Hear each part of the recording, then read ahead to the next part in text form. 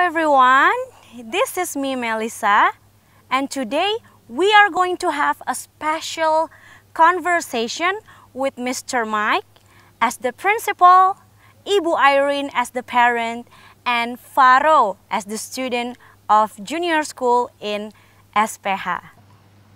Right, Mr. Michael, maybe you can introduce yourself to the audience first.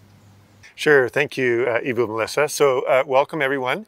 My name is Mr. Michael. I'm the academic principal of our junior school. So that's our pre-kindy to grade 6 program. I've been at SPH for 9 years. I'm here with my family, so originally from Canada, and we've loved our experience here in Indonesia at SPH, and it's a real pleasure to work and serve the community here through Christian education. Wow, that's great, Mr. Mike. Thank you. And Ibu Irene, may you introduce yourself? Thank you, Melissa. Hi, everyone. My name is Irene. I have 2 children attending SPH. The first one is Rafael. He's in grade 1. And the second one is Nadine. She is in K2. And my husband is also an SPH alumni. Wow. Thank you, Ibu Irene. And last but not least, Faro, please introduce yourself. Hello, my name is William Alvaro Hartono. I'm in 5th grade. I've been in SPH since K1. So I've been in SPH for almost 8 years now. Wow, that's great, Faro. You've been here for a quite long time, yeah? First, I would like to ask to Mr. Mike. Looking at there are lots of parents who want to enroll their children to SPH. What do you think should be considered when parents are searching for a school for their children? Sure, great question, Ibu Melissa, thanks.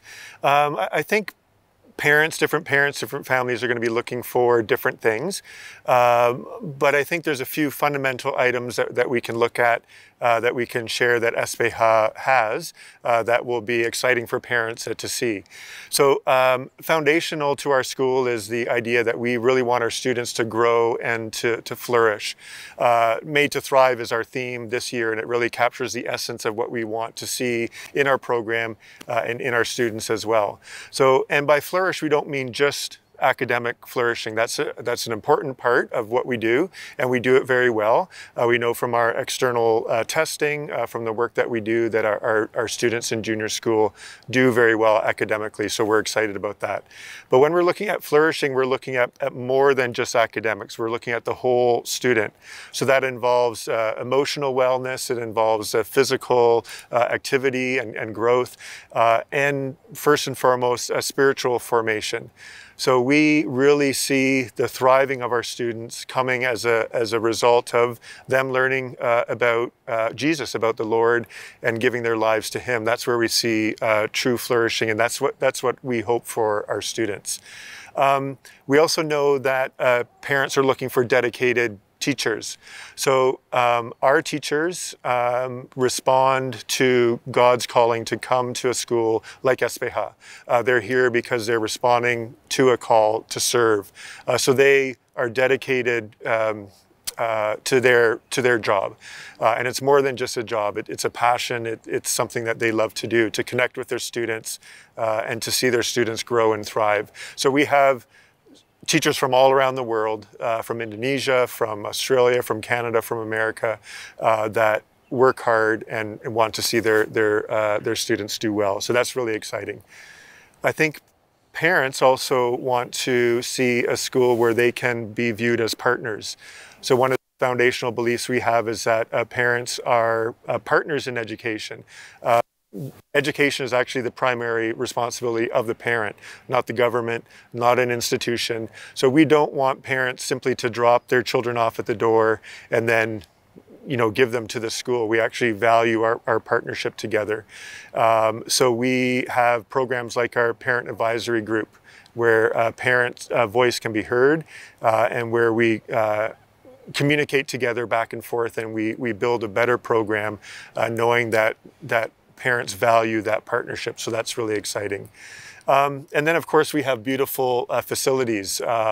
Parents are looking for a safe environment, which we have.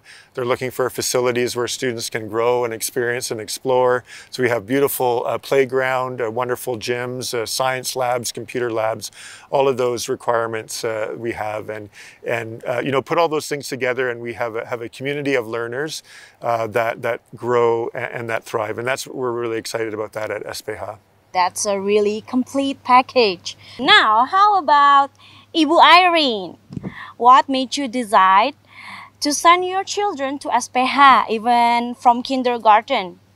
So Rafael has been in SPH since he was in pre-K, and Dean was in SPH even from younger age, from mom and child.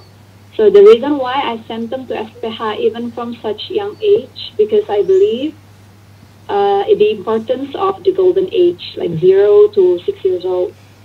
And those are the most important time to build their character and also as a foundation for their future study.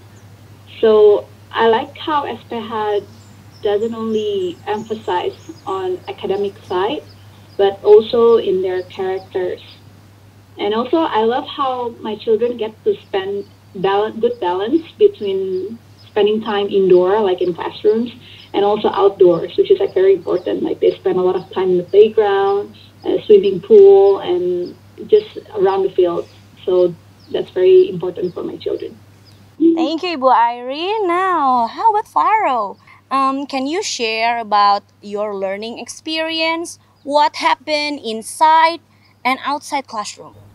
Inside the classroom, usually we get like assignments that we need to do, but before we like get the worksheet, the teacher would explain like depending on the subject what we need to do, and and sometimes when it's like assessments, they would give us like explanation on what the questions mean, and also like in UOI we would get projects, and then the teacher would like tell us like how we should make the projects. And outside the classroom, usually we get to eat our food. We can either get food from the canteen itself, or our parents could give us like meals, so then we can eat during break time. After we eat, we can play in the playground or in the grass, and usually because it's pretty big, we can play like games that need running, like tag. I usually play tag with my friends.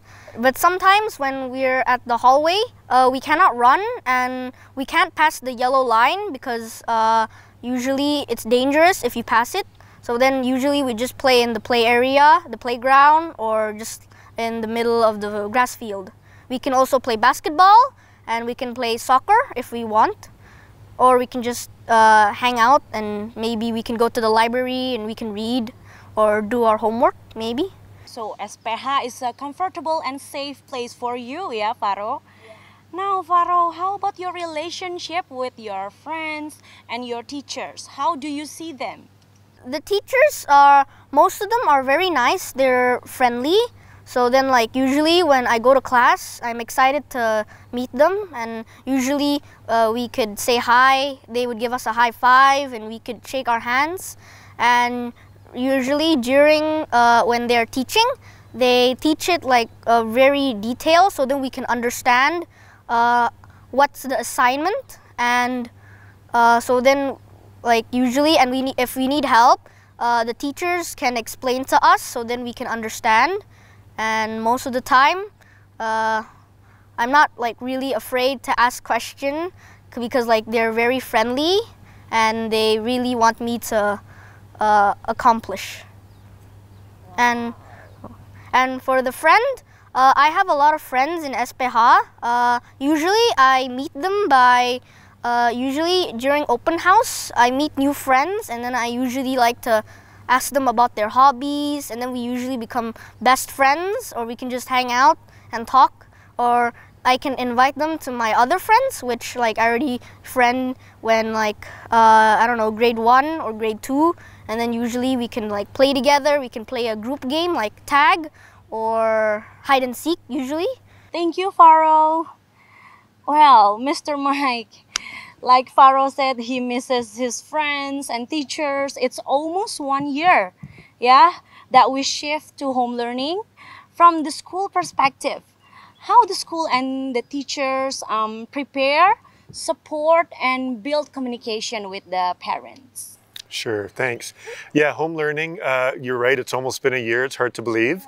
And it's been a challenge. I think Varo mentioned, missing friends and missing teachers, and that's an important part of what we like about school. We've only been able to do that through, long distance through Zoom and so forth.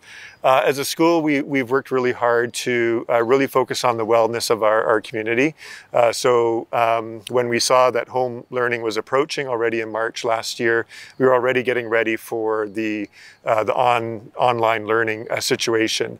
And we really wanted to focus on at the beginning, just the wellness of our community. We knew that it would be a huge shift for students, a huge shift for parents, and a huge adjustment for teachers. So that was important for us to look at the platforms that we were using, making sure that we were using them well, and then also getting feedback from parents whether we were making the right approach. For this academic year, we made adjustments again because we saw that our students could handle some more instructional time through Zoom. So we increased that. And again, with partnership with our parents to get a sense of what is working at home, that's really been critical. So we really value that communication. We have sent out surveys to parents to get a sense of how things are going at home.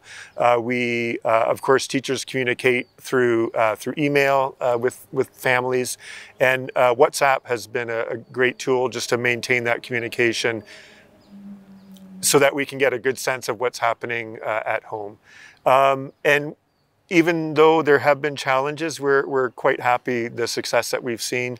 I think overall in most of our classes, we've been able to achieve even 90% of the learning objectives that we've had in the past. So students continue to learn. It's hard work. It's hard on parents. It's hard work for teachers. But despite those challenges, we've seen a lot of success. So we're really happy.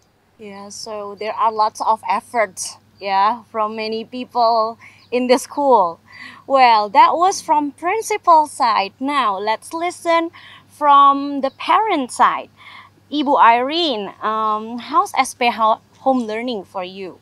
Well, of course, home learning is not easy. I mean, it's hard to replace like physical school, like going to school like normal days. And especially my children miss their school, miss their friends, miss their teachers. But overall, I think SPH have done such a great job. And especially from the beginning until now, it's been a year. There were a lot of changes, a lot of things that have been improved. And I like the way how the teachers have their own personal approach to each child. So they know that each child deal with this home learning differently. And I like how they can build relationship with each child and see how they grow. And then they just don't like, okay, this is how I'm going to teach everyone. Like, this is the only way. They actually put the children in small groups, so they see each child, like which way that works the best for them, for my children. So yeah, I think so far so good. And I see how my children grow over the past year, even from home learning. Yeah, that sounds like a great experience from you as a parent, Ibu Irene. Well, Faro, how are you doing during home learning? What is the hardest part of it? During home learning, I'm doing very well. The hardest part was when in the very beginning, during grade 4, it was hard to like manage my time and like, because we use this website called Edmodo. It had assignments from Word documents. It was hard for me to like open them and how to, edit it. So then like I usually get a lot of overdue work. But since like now I'm in grade 5, I've learned a lot from my teachers and I can manage my time. Now I don't usually get so much overdues like before. So like the teachers helped me and showed me how to open the Edmodo, and then they helped me how to do the assignments, and if I needed help I could just email them or I could just text them. So then like they can explain, and most of the time they're online, except when you chat them at like 10 p.m. then usually they need to rest. So it's better for you to chat earlier than later. Wow, that's great. So even though you cannot meet in person, but the teachers are still helpful for you, right? Helping you to figure things out. That's great, Faro. Thank you so much. Mr. Mike, in our preparation to returning to campus, what the schools have prepared and what will be when will be the right time for that? Sure, yeah. We'd all love to be back on campus. Of course, as we all know, it depends on a lot of factors that are outside of our control, COVID numbers, government requirements, which we follow those, of course we have to. But we are at the same time preparing to be back on campus. So actually in March last year, when we knew that we were going to be online, we already started preparing for our return to campus. So we had teams that were working on developing even some basic physical alterations to the campus. So extra hand sanitizer stations that are, touchless. We have foot operated hand washing stations now built around the campus outside, which we never had before. And we had people developing prototypes of plexiglass desks to be ready, when students come back on campus. So that started actually as soon as we were online. So we've been working and getting ready, since March. We've also had a very strong partnership with Siloam Hospitals. They have actually come onto our campus with their team of pandemic experts, infectious disease experts, both internationally trained and national certified experts, and have toured our campus and given us pointers on what we need to do to make campus a safe place when students return. So again, they gave us advice on how we can have a safe access to campus. They gave suggestions of increasing airflow in classrooms. So we've already built in more exhaust fans than we had before. So there's some of those physical changes that have already happened. So we are well prepared. We still have lots of work to do, but we are in the process of getting ready and we'll be ready hopefully soon, when students are allowed back on campus. So we're looking forward to that. Wow, so prepared, yeah, even though we still don't know when can we come back to this campus, but then the preparation and stuff already set there. Very good, Mr. Mike. Thank you so much. How about you, Ibu Irene? When do you think the right time to return to campus? Well, my children would love to go back to school. But I personally think that the best thing to do now is just to wait and see until the situation gets better. And I believe the government and the experts will know and decide when that will be. How about you, Faro? When do you think the right time to return to school? In my opinion, when COVID-19 ends and nobody has COVID anymore, I feel like we should get like at least 1 month of holiday, take a break, and we can go vacation with our families. So at least 1 month of holiday, yeah, Mr. Mike? Sounds like a good plan. That's a good plan. So, as the conclusion, whether it is online learning or on-site learning, SPH can keep the good relationship among students, teachers, and parents. Back to MC.